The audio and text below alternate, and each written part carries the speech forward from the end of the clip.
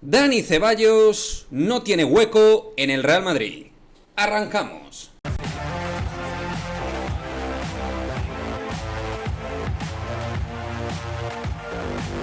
¿Qué pasa, chicos? Muy buenas, bienvenidos a otro vídeo de Madridismo al Día TV. Vamos a hablar de la situación que tiene ahora mismo encima de la mesa Dani Ceballos y el Real Madrid.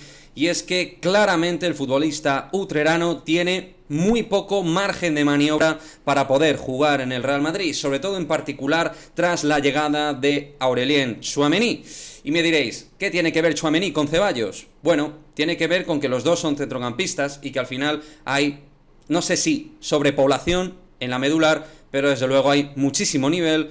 Y en un 4-3-3 típico de Carlo Ancelotti, que es el sistema que más se emplea, obviamente hay jugadores que están por delante o muy por delante a priori de Ceballos. Luego el campo, como siempre decimos, te pone en un sitio o en otro, pero a priori con la situación que tiene Ceballos a nivel competitivo en la medular, la verdad es que es muy difícil que tenga minutos. Y hay que tener en cuenta que ya los ha tenido esta temporada de manera bastante reducida. Solo a final de temporada. Es verdad que hasta enero no empezó a entrar en dinámica de equipo a nivel de trabajo tras la lesión que sufrió de tobillo en el partido ante Egipto en los Juegos Olímpicos de Tokio, pero la realidad es que es difícil, muy difícil ver a Ceballos jugar minutos con cierta consistencia en el Real Madrid 2022-2023. Y además parece una situación bastante encajonada para Ceballos, y me voy a explicar. Dani Ceballos tiene ahora mismo pues a un club intentando ficharle, que es el Betis, que es el que de verdad se quiere hacer con sus servicios, el club en el que se hizo hombre, en el que creció, y que ahora mismo no puede pagar lo que está solicitando el Real Madrid por él. Recordar que el Real Madrid está pidiendo una cuantía de entre 12 y 16 millones de euros por Ceballos. A Ceballos solo le queda un año de contrato. El Betis, económicamente, digamos que no tiene una caja boyante, sobrante, y que tiene que, digamos, mirar en detalle al pormenor los movimientos en forma de fichaje que va a hacer. Y por otra parte, mirar también las ventas que se van a concretar para poder hacer estos fichajes. Es decir, que tiene que hacer una cuadratura realmente precisa de los movimientos de los futbolistas que va a traer y de los cuales va a deshacerse. Por ello, ahora mismo, Ceballos tiene una situación difícil. Como digo, encajonado. Por una parte, le viene bien salir para poder tener alguna opción de estar en Qatar con la selección española.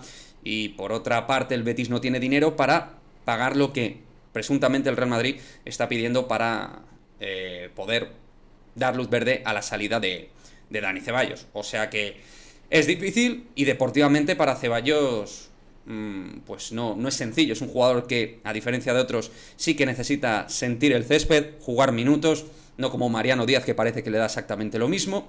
En el caso de Ceballos parece que la actitud es diferente, insisto, parece, y que el Betis, que es el club que de verdad tiene ahora mismo interés y que ha presentado al menos, pues no sé si una oferta, pero sí algo cercano a una oferta, es el conjunto bético. O sea que si el Betis no engancha más dinero, no va a poderse hacer con Ceballos. Y si Ceballos no puede salir del Real Madrid, lo va a tener muy difícil para poder competir a plena luz en esta próxima temporada. Tchouaméni, Modric, Valverde, Kroos, Casemiro, Camavinga, etcétera, etcétera. Jugadores más o menos diferentes, pero que al final poblan unas zonas donde puede computar la figura de Ceballos. Insisto, situación muy difícil para Ceballos, que vamos a ver cómo se soluciona. Como siempre, dejadme vuestros comentarios. ¿Os gustaría tener o no a Dani Ceballos la próxima temporada? Matiz importante: Ceballos, que no tenga hueco en el Real Madrid por la estructura que se va a ver la próxima temporada es una cosa, pero sí que es un jugador que tiene buena calidad,